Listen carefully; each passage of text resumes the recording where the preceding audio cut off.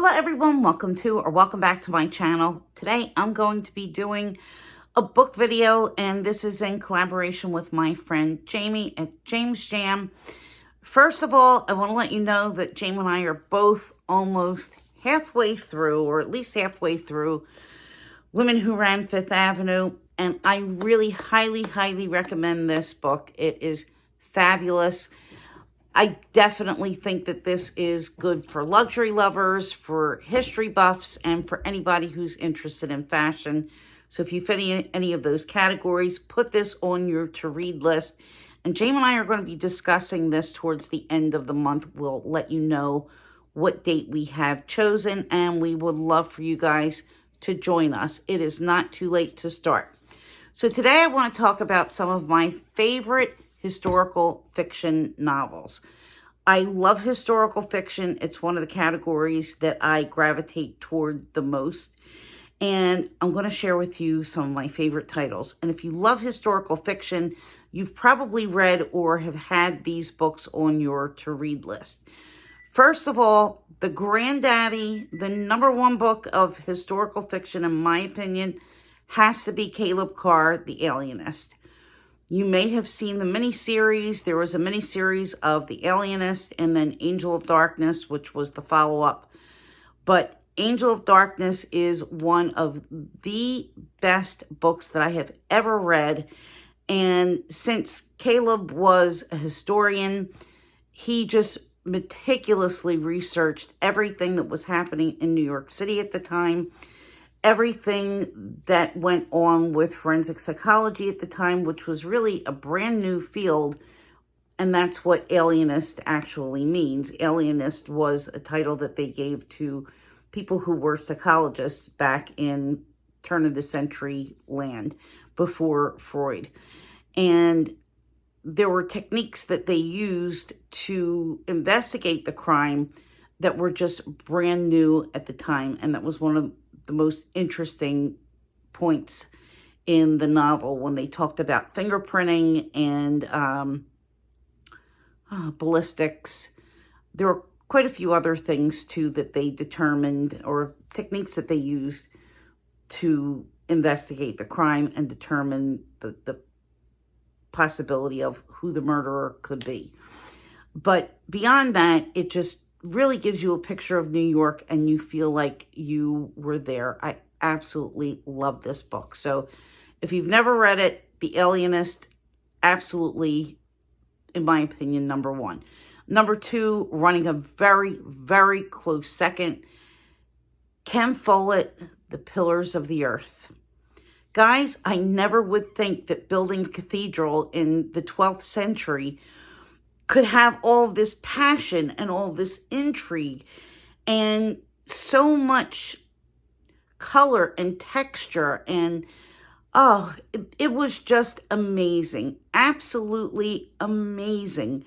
I love this book so much. And let me tell you, it's a door stopper. If you're not into reading long books, I wouldn't let that deter you because it just flew by. I would recommend getting this in an ebook. It was too heavy for me to carry on a daily basis. And it was my commuter book. And I think probably I was so into it that I read it, completely through day and night and whenever. And my mom read it. I had several of my friends that read it. It's just phenomenal. But again, it's about this small village in medieval England, and they are building a cathedral. And there's a huge cast of characters. And I want to say that this was written in 1989, so it was before Game of Thrones. But if you like Game of Thrones, if you like fantasy, like that type of fantasy book, Pillars is that type of book, but it's real, okay?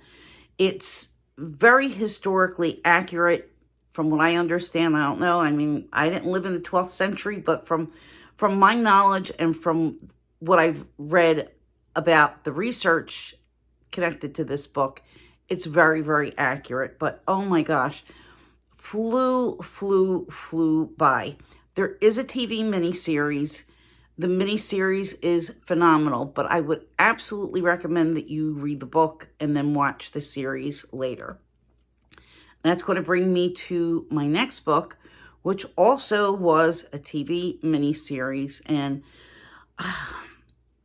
this is definitely one of my favorites. And I'm going to tell you, I went through a Victorian prostitute phase, okay?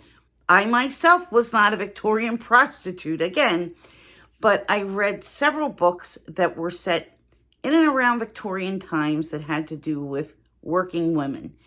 And I think my pick of the litter, my favorite of the bunch, is Michelle Faber, The Crimson Petal, and The White. It's about a girl, working girl named Sugar, who was very sweet, very kind-hearted, very intelligent, and due to her circumstances, that's how she earned a living.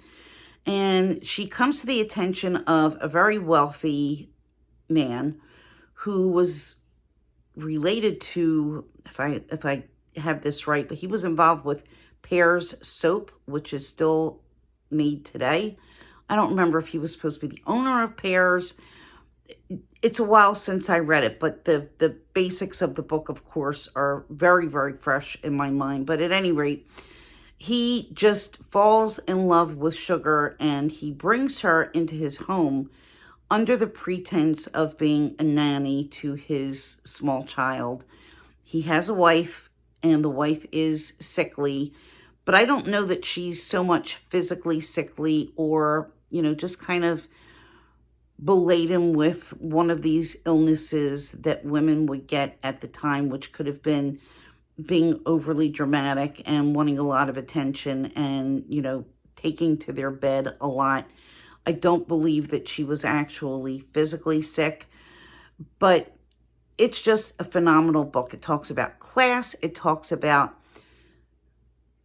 what women's place was at that point in history and how you can break out of your circumstances and how you can use your smarts to kind of move yourself forward and to help other people.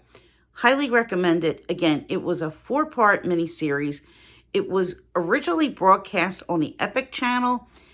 I think that it's available to stream on Amazon, and I haven't watched the entire series. Something happened when I started to watch it, and I didn't finish, but I could tell you that Romola Garai, if you know who she is, she's a British actress. She is Sugar, and Gillian Anderson plays a very big role, and I love Gillian Anderson, so that's 2 people I absolutely adore. And also in Pillars, I'm almost positive Matthew McFadden was one of the main roles. He's another one I love. Oh, he's a hunk. Anyway, let's move on to our next book. So my next pick in this genre is Sarah Gruin, Water for Elephants. You may have seen the movie. The movie cannot compare to the book, and it involves who leaves his small town. He is a vet, and he becomes a vet for a circus, and he falls in love with the ringmaster's wife. And the ringmaster is a nasty man, and he brings in an elephant to train. And I'm not going to talk any more about it. I may have mentioned in my other videos that I love books to do with carnivals and the circus. For some reason, I'm just drawn to that. I don't know. It's just like a little bit seedy and a little bit off, and I love it. But there was really nothing so much, the feeling of underbelly with this particular circus. It was just a normal circus, and it was just an absolutely beautiful, beautiful story. And I cried many times throughout it. It has a wonderful romance, action, animals. Definitely thumbs up all the way. And then last but not least, I have 2 things to discuss. Number 1, I love Melanie Benjamin. I think that she's one of my favorite authors of historical fiction, and I have read 2 of her books, one being, now I'm not remembering the title, Still Alice. It's about Alice Liddell, who inspired Alice in Wonderland. And the second book that I read from her was Mrs. Tom Thumb.